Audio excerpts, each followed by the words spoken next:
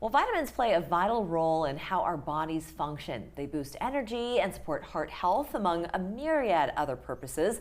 Joining us again to talk about which ones maybe should be combined, but also specifically about CoQ10, is Dr. J.P. Saleeby, Medical Director for Carolina Holistic Medicine. Glad to have you back. Hey, good to be here. You know, we always talk about, when we do talk about vitamins, is how each one can be exalted by combining it with another vitamin.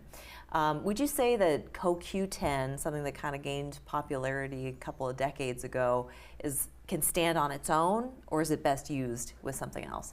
Well, there's no one supplement or vitamin that's the panacea. Yeah. But coenzyme Q10, or CoQ10 for short, is actually a compound that's very much like a vitamin, but in actuality is not, by definition, because we make it.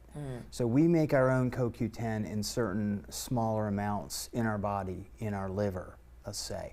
However, we don't really make enough for it to be of significant impact on our health, especially as we get older. So we need to augment our diet with coenzyme Q10 when needed, especially people who have muscle problems, who have cardiac problems, hypertension, or congestive heart failure. Where do you typically get it from if you were to just not take a supplement? So organ meats like liver and Okay. things like that are sources for, like if somebody eats the heart of an animal or the liver of animals. You can also get it from plant-based. This is interesting. So we all have been looking for a good alternative use for tobacco leaf. Yeah. So actually in Japan, where some of the best coenzyme Q10 comes from, they use specially grown tobacco leaves and they ferment it. And the fermentation process produces a plant-based coenzyme Q10. Who would be, are we all kind of good candidates for taking CoQ10? Well, there are some, that's a great question. There are some folks who are more susceptible to deficiencies, and we call certain agents, certain medications, CoQ10 depleters. They deplete our bodies of it. One being top of the list is statin drugs. So people who are on statins for cholesterol will deplete their CoQ10. So it's very often doctors in the know will co-prescribe their statin with a dose, maybe 100 milligrams of coenzyme Q10. Oh, okay.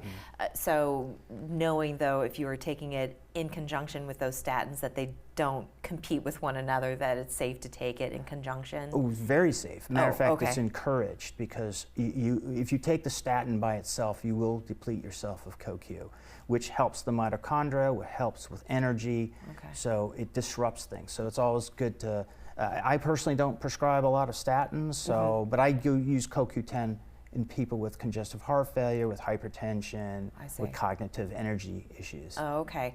We just have about a minute left. Is there anything else that you want people to know about CoQ10 that maybe is not common knowledge? I mean, you've already given us a lot so far, but... Oh, yeah. So if you're purchasing some, it's best to purchase small quantities, because as soon as you open the container, the capsules, they start to degrade. They're very sensitive to oxidation. So I tell my patients, make sure the capsules are all sealed, like the gel caps, and make sure they're fresh and buy in low quantities. And take it with a meal, because other fats help with absorption. It's better, like coenzyme Q, vitamin E, fish oil should be refrigerated. Okay. Some don't.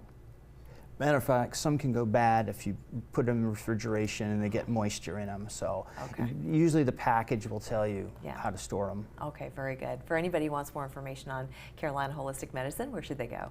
CarolinaHolisticMedicine.com. Easy enough. Thank you so much, Dr. Saleeby. Sure. We're going to talk next week about creatine. Creatine. This is going to be exciting. Yes. I'm looking forward to this conversation. So if you're pumping iron, creatine's good for you, right? Or if you need some help upstairs in the kitchen. Always do. We're back after this.